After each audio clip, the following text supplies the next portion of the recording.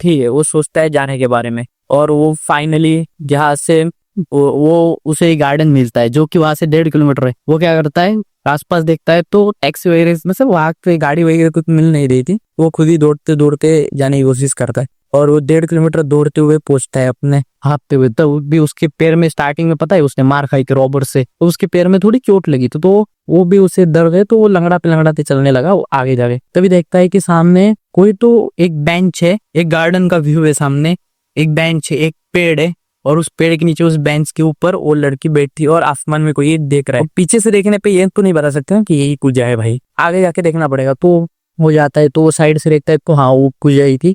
वो जाके उसके साइड में बैठता है, पर उस पूजा की साइड देखता है, पूजा भी उसकी साइड देख के, और पूजा जैसी देख के खड़ी हो जाती है उठकर खड़ी हो जाती है और चलने लगती है तेज तेज। इस बीच हमारा हीरो भी उसका पीछा करना लगता है। हमारे हीरोइन रास्ते के एक साइड जाती है, दूसरे साइड जाती है, बट हमारा हीरो भी उस साइड जाता है, बट उसके पैर पे चोट लगी थी तो दर्द हो रहा था उसका पैर।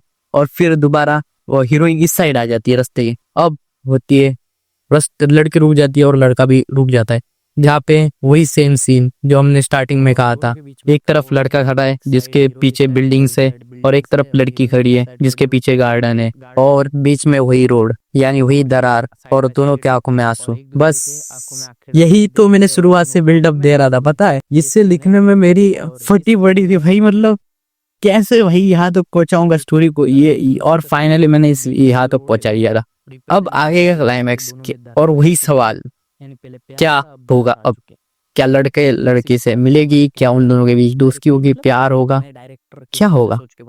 क्या लड़की मना कर देगी क्या, या फिर लड़का हाँ बोल देगा? और यही तो एंडिंग है। तो अब शुरू करते हैं हम हमारी एंडिंग सीन को। दोनों सामने खड़े हैं, सूर्या की आंखों में आंसू है और हमारी पूजा की भी आंखों में आंसू है। दोनों एक दूसरे की आंखों में आंखें डाल के देख रहे हैं। पर अभी भी सवाल है, क्या पूजा रुकेगी, उसके साथ जाने के लिए तैयार होगी, या फिर यही मामला खत्म होगा? इस बार पूजा उसके पास जाती है और फिर वो उसे बोलती है कि नहीं मैं नहीं आ रही और मैं नहीं आना चाहती। हमारा सूर्या भाई बस वहीं पे खड़ा था, और तभी वो वहां से चलने लगती है और वहां पे जाने वाली टैक्सी को हाथ दिखाती है, और टैक्सी तभी वहीं पे रुकती है। हमारा सूर्या भाई उसे मनाने की पूरी कोशिश करता है, उसके सामने गिरता है, उसके सामने घुटने टेक के उससे माफी मांगता है अगर कोई गलती हुई है तो, और उससे चलने के लिए मनाने लगता है।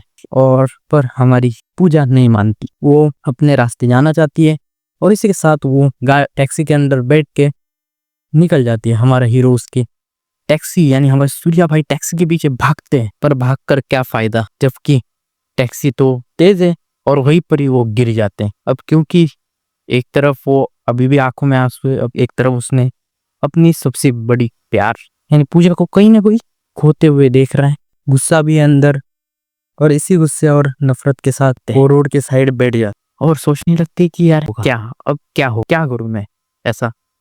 अब उसके पास कोई जवाब नहीं है कि मैं क्या कर सकता हूँ, वापस जाऊं तो कहाँ जाऊं, घर जाके क्या बोलूं कि वो नहीं आ रही, मेरा खुद का प्यार है, मैं ऐसे प्यार को थोड़ी छोड़ दूं, और मैं यूं ही नहीं रुक सकता। तभी एक सीन होता है, इसी सिचुएशन में गाड़ियां आ रही है गैंगस्टर्स की, और गैंगस्टर्स की गाड़ियां जाते हुए पूरे पी रखे हैं गैंगस्टर्स ने, और वहीं पर गाड़ियां रोक देते हैं, और वो देखते हैं कि रोड के साइड अकेला बैठा हुआ है बच्चा।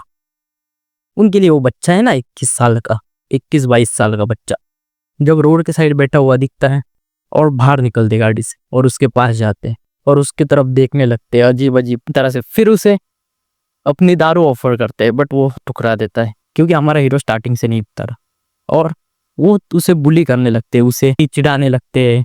फिर उसे प्यार मतलब समझ में आता है ना, कोई ऐसा बैठा है तो यार प्यार की सिचुएशन होगी, उस पे चिढ़ाने लगते हैं कि यार प्यार में धोखा।